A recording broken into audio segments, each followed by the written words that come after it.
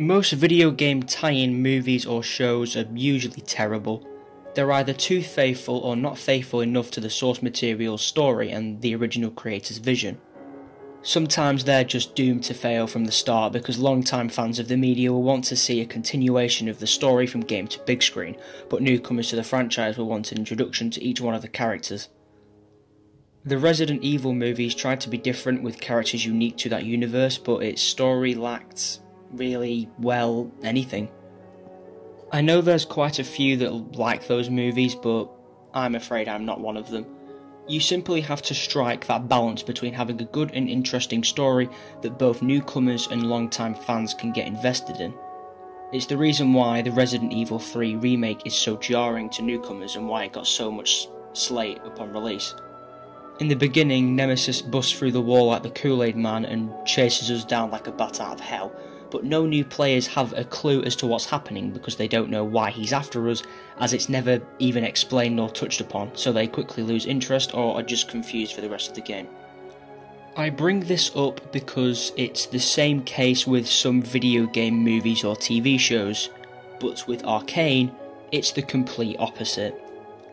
Arcane is a perfect example of how to do a video game series. Both long-time fans of League of Legends and a total novice of it can love this show, and I know that because I fall into the latter. I have a vague understanding of the game and what it is, but when it comes to the lore, story and characters of League, I haven't got a fucking clue, but I still absolutely adored Season 1 of Arcane. I was going into this expecting it to be a generic, squeaky clean and cookie cutter experience, something both kids and League fans can enjoy and appreciate, but don't go into Arcane expecting this because it couldn't be further from the truth. When it comes to the nature of what's in it, I've seen a few people claim that it doesn't touch on many heavy topics or shows sensitive nature, and that to me just reminds me of the fact that people think the Clone Wars is for kids because it's animated. Now, just a heads up real quick, spoiler warning for the show, I'm going to be covering a few of the episodes alongside a few of the scenes in quite some depth, so you have been warned. The first scene of episode 1 is one of the most haunting and unsettling opening scenes I have ever seen. There is a haunting voice singing in the background as dust fills the air and the ground is littered with corpses. Two young girls navigate the area with the older sister in charge of getting them to safety, whilst the younger girl shields her eyes from the horrors. All is well as creeping over a corpse-covered bridge can be, until the older sister, who goes by the name of Vi, short for Violet, just gets frozen. The sight that she sees around her is something that will most likely haunt her for the rest of her life. Just ahead of her you see a man beating the life out of someone for what you can only imagine is for the pettiest of reasons. After noticing the girl, he approaches. After doing so, he notices a corpse to his left. After his gaze moves over to them, it becomes clear that they were possibly an important person in both Vi and Powder's life, possibly their mother. After seeing this, Vi breaks down. You can only imagine what Powder is feeling or wondering in this scene. Had she ever seen Vi in tears before? Powder's reliance on Vi is reflected as she grabs her and holds her tight.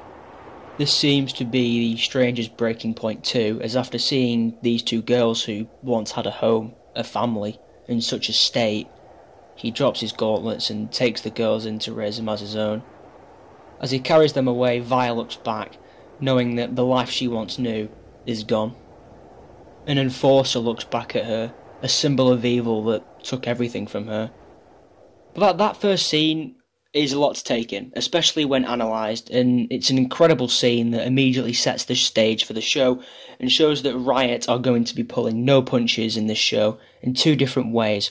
One way is the story, and the other is the nature of the content shown, alongside the animation.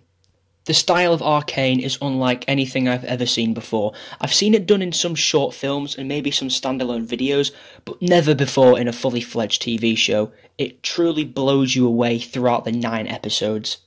Frankly, after watching this opening scene and the intro that followed, I quickly realised what a brainlet I was for thinking that this would be anything other than a show created with pure passion, heart and soul. Seriously, it's one of the most stylised and well-crafted intros I have ever seen.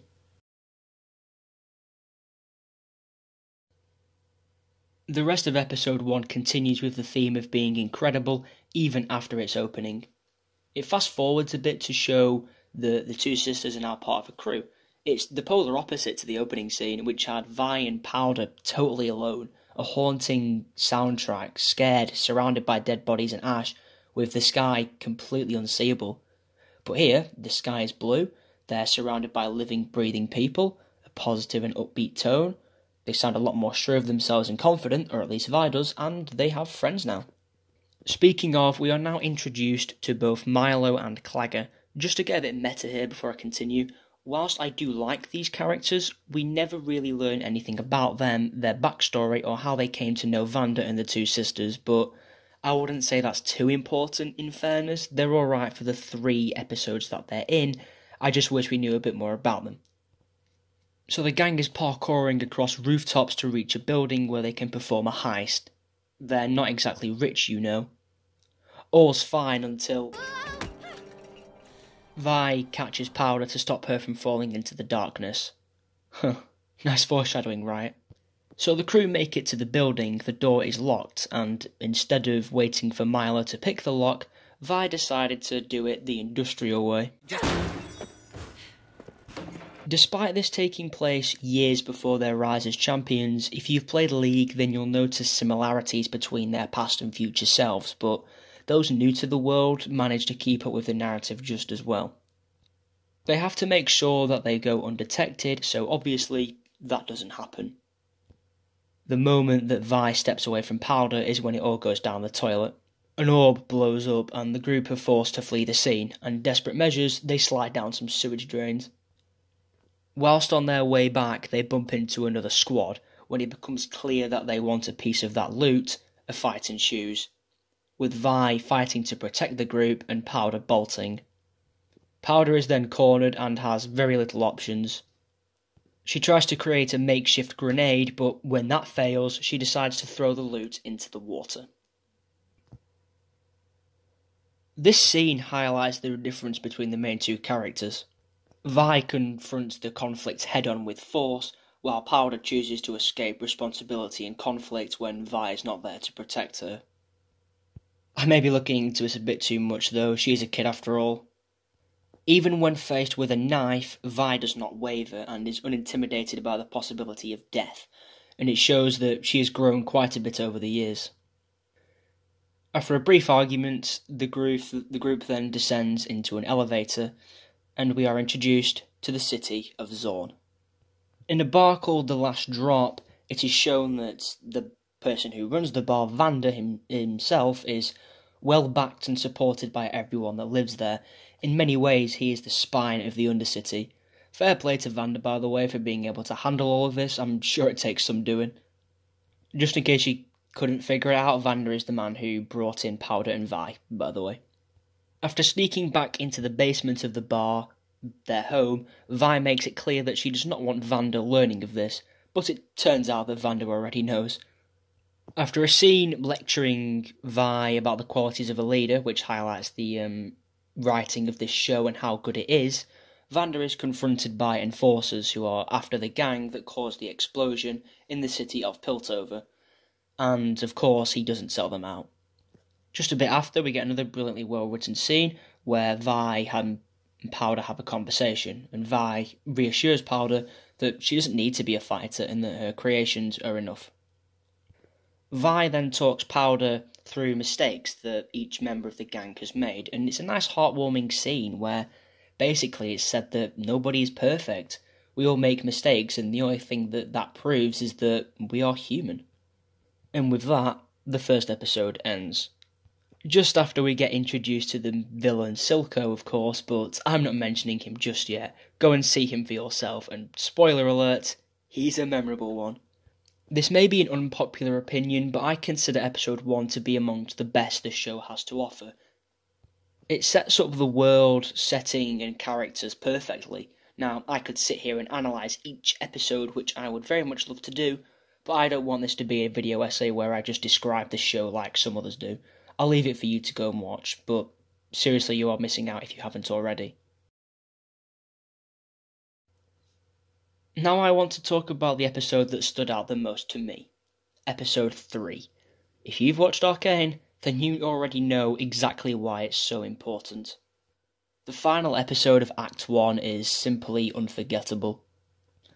Until this point, Arcane has just been a show about some thieving gang from the Undercity that have accidentally been a spark to light a flame in a fire that threatens to destroy the cities of both Piltover and Zorn.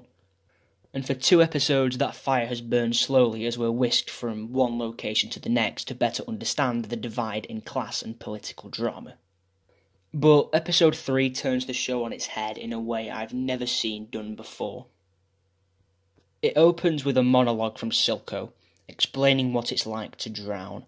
This little scene serves as a great little origin story for Silco, and to cut things short, the once brothers, him and Vander, had a little disagreement. After Vander led the failed rebellion against the Enforcers, he decided that fighting Piltover wasn't the right answer, as it would lead to more deaths in the Undercity. He viewed keeping the people he cared about alive more important than anything else. Silco, on the other hand, believed that fighting for their freedom was more important, and if people died, then that was the ultimate sacrifice.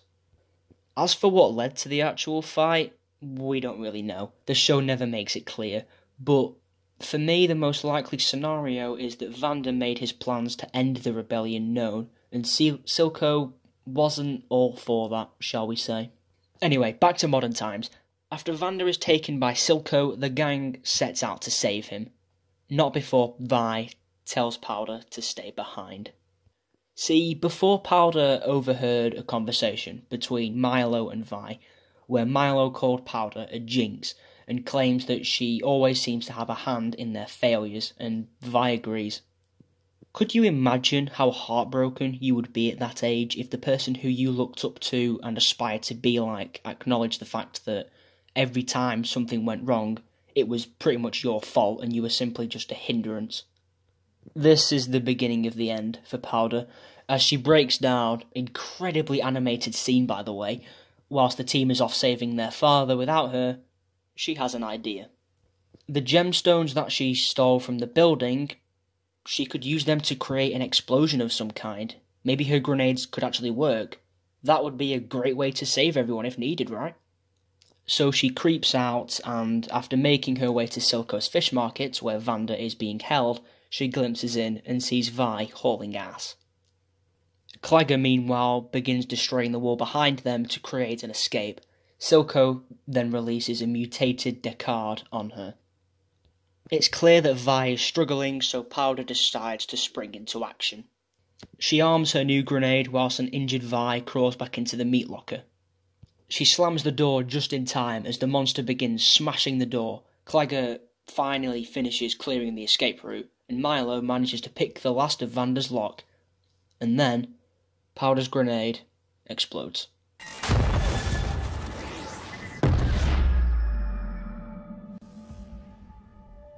Powder is thrown from the rooftop she was hiding on. Milo and Clagger, however, are killed. Vander is amongst those trapped under the rubble. After looking around, he believes his family to all be dead, so he puts his head down in defeat. He notices Descartes approaching as he too survived the blast. He gets ready to accept his inevitable death. That is, until he hears Vi faintly crying just meters away from him, and he realises that there is still something left worth fighting for. Vander summons his last bit of strength to pull himself out the rubble and tries to keep Descartes at bay.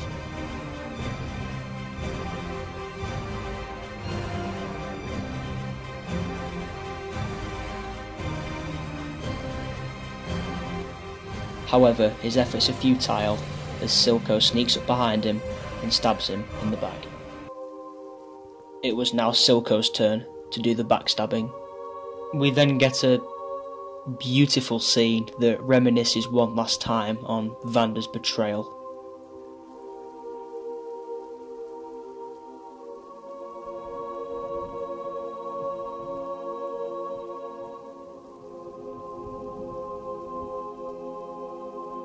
In his dying breath, Vander drinks a vial of shimmer, the same liquid that turned Descartes into a monster, and just as Descartes is about to end Vi, Vander slaughters him. As the flames intensify, Vander has the choice to save what remains of his family, or put an end to Silco. He chooses what everyone knew he would though. As Vander dies, his last words tell Vi to take care of Powder. As she mourns him, Powder shows up, and what ensues is one of the saddest and most heartbreaking scenes I have ever seen in my entire life. Powder is ecstatic. Well, why wouldn't she be? Her makeshift grenade actually worked, and she just saved everyone. Finally, her good intentions had paid off, and she had done some good. Except, that's not what happened.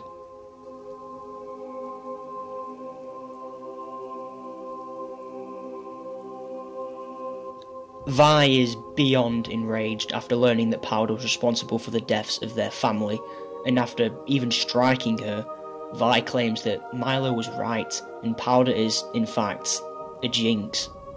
Unable to comprehend the situation, Vi leaves, and this is the straw that breaks the camel's back.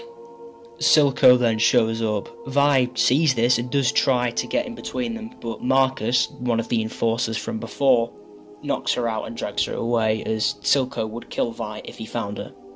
However, he doesn't want to kill Powder. He sees potential in her.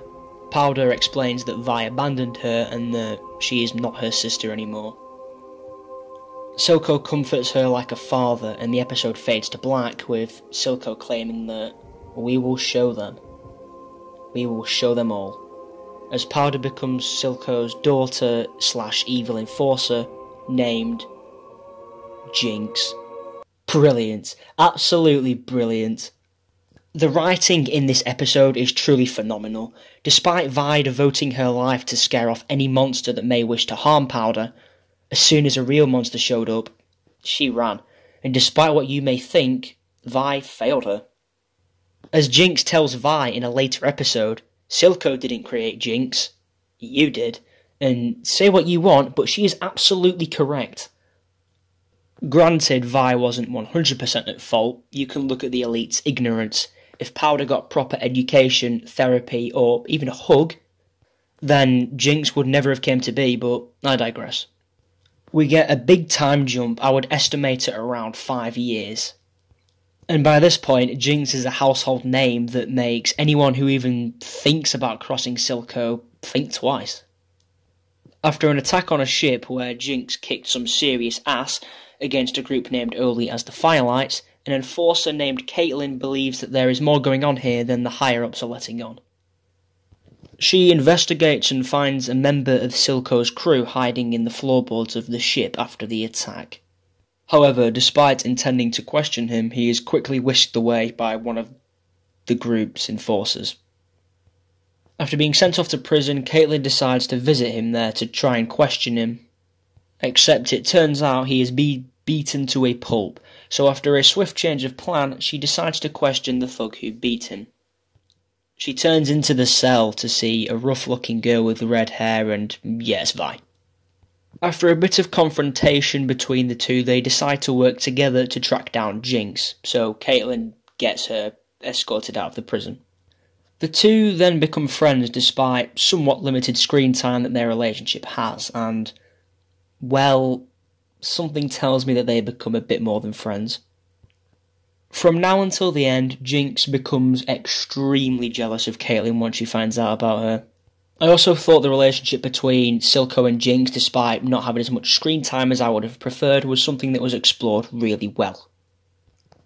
There is one or two scenes I wish to cover before calling it there, because as much as I would love to ramble about this show for hours, I need to keep this video somewhat short. Now for this next scene I want to discuss, I hope you have seen the show, because otherwise this is going to sound so out of context. The dinner scene. Holy hell, that is tension done right. Vi has been captured by Jinx by this point, and after waking up she notices that Silco too has been tied to a chair. Jinx then pulls off one of the sickest jokes I have ever seen.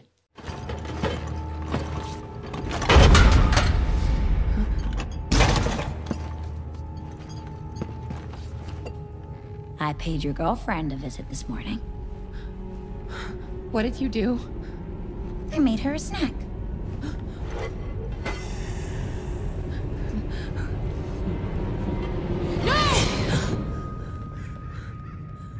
sheesh.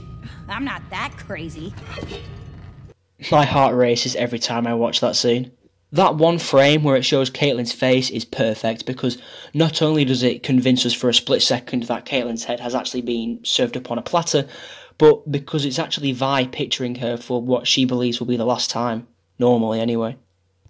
I think that the final episode as a whole, which is where that dinner scene is from, is probably the best episode in the show bar 3. And as for the cliffhanger ending, Jesus Christmas. I seriously can't wait to see where they take these characters in Season 2. I genuinely believe it will be uphill from here and it will continue improving. I know that I haven't mentioned crucial characters like Jace, Victor, Heimerdinger, etc., but that side of the story, while still very good, doesn't interest me half as much as the story of Vi, Caitlyn, Jinx, Silco, etc. I understand that this will have been quite jarring if you've watched all of this and haven't seen the actual show, but that's exactly why you need to go out of your time to watch this show. Something I really appreciated was that they didn't romanticise mental illness. It's clear that Jinx has a screw, or 2, or 10 loose, and yet they don't use that to make her seem cool or badass like other shows and movies in the past have done. They just make it apparent that she's completely out of her mind and that she needs serious help. Especially when Silco is angry at her for murdering a bunch of enforcers. Yet she lightly nods her head in excitement like it's an achievement. This little detail for me adds so much character to her, as it's kind of like a "are you proud of me?" showing that she isn't weak and that she could do more if you let her. How I see it, it all comes down to approval, something that she has searched for the entire time we've been with her. It's why she went to save the gang from Silco originally. She just wanted someone to be proud of her. She is the personification of a road to hell being paved with good intentions. Damn man, that's deep. Also, she isn't crazy for the sake of being crazy. She suffered from major PTSD because she caused the death of her friends and father figure. Speaking of details, something I picked up on was the fact that Vi does a kind of shoulder reload thing a few times after we meet her again in episode 4 and beyond. This may have just been, a cool badass fist reload like Henry Cavill in Mission Impossible 6, but I think they went for a bit more attention to detail, and she actually suffered permanent damage to her shoulder after the door fell on her in episode 3. I only bring this up because it showcases the truly stunning attention to detail that Riot went for. Another nice detail is when Vi and Jinx reunite after all those years, and usually a villain that has gone through what Jinx was gone through would hate and blame Vi for everything that has happened, but she seems very happy that she can finally see and hug her sister again. Even after all this time, after everything they've been through, both just still want their sister back.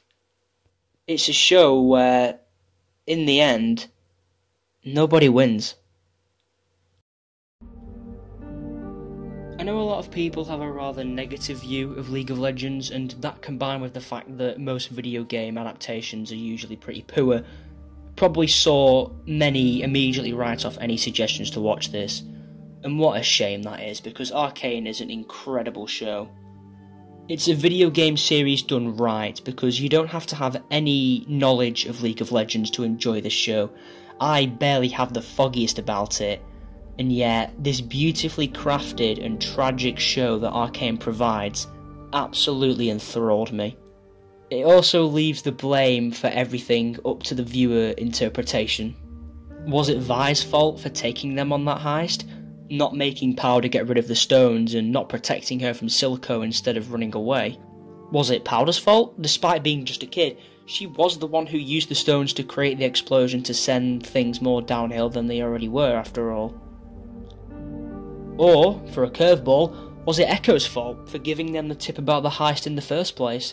All these theories, I've seen them all, but really, you can't pin it on just one. Because disregarding all of that, as soon as the show starts, they are already on that path towards the downward spiral, and every decision they make just makes it more inevitable in the long run. Most shows, when given permission to swear, usually go so over the top and they're just constantly dropping loads of swears and it makes the dialogue feel like it was written by a 13-year-old, but With Arcane, it's the opposite. Characters swear in moments where it feels like they should, and it feels real. It's not that big, I just thought it was something the show did really well. The show tackles many heavy themes and quite a few dark moments as well in the series, and they're all done to perfection. The writing was something that just seriously impressed me, and hats off to them for not being afraid to kill off any characters that they've spent a bit of time building up, even if the deaths felt a bit out of nowhere at times. However, the main villain of Season 1 was done super well, and nothing he does feels forced. He had a real emotional reason to be doing what he's doing, and I'm happy that the last thing he was a cartoonishly evil villain who was constantly twirling his moustache whenever it cut back to him. He had real depth, and I appreciated exactly what they did with him. It's refreshing to have a villain that you aren't constantly rooting against. Also, by all means understand that despite everything he has done, deep down, he isn't a terrible person. Arcane is not some lazily written generic video game tie-in show like most, me included, was expecting. Overall, it's a story of how the rich, educated elite fail at fighting crime and poverty, leading to Powder, who could have been a great artist and inventor, but due to their pomposity and ignorance, leads to create mentally ill monsters like Jinx. It has fleshed out characters, and it really makes you get invested with the narrative. The action is a big highlight too, as the animation is just so fluid and well done. Serious props to Riot for not cutting corners with the budget in animation. If you just want to see some action, then again, you'll enjoy this because the fight scenes are so well choreographed and animated. Most movies, TV shows, even real life ones, they go way too over the top with the choreography, but with this it seems like it's a real fight for the most part, and that's something that I appreciated. To expand on that a bit further, they basically make it so not everyone is a ninja with like mind-bending moves. Vi fights like an actual MMA fighter for the most part, and it seems like they really did their homework on that. You could hate League of Legends, but I bet if you give this show a chance, you will probably like it, because the characters are great, the story is interesting, and overall the show is just gorgeous. Really, I can't stress enough how good the style and animation is. Like I've mentioned, the way they handled deaths could be a little better at times, but I guess they were going for a more no one is safe kind of feel, which is fair. It also felt like there was a little bit too much going on in such a short time space, so relationships with characters, especially like with Vi and Caitlyn, develop a bit quicker than it feels like they should. Basically, I just think there should have been more than 9 episodes, and no, I'm not just saying that because I want more. What are you talking about? However, when they do a character well, they do them well. Arcane kicks absolute ass and is an absolute must-watch to say the least. And if this video is successful, then who knows, maybe I could make another one covering the other side of the story, the more political one. If you agreed with what I had to say here, or even if you didn't, then feel free to drop a comment explaining your thoughts on this series, and if you want to see more videos like this, then please consider subscribing, it really helps me out. And yeah, that's about all I have to say. Speak to you soon.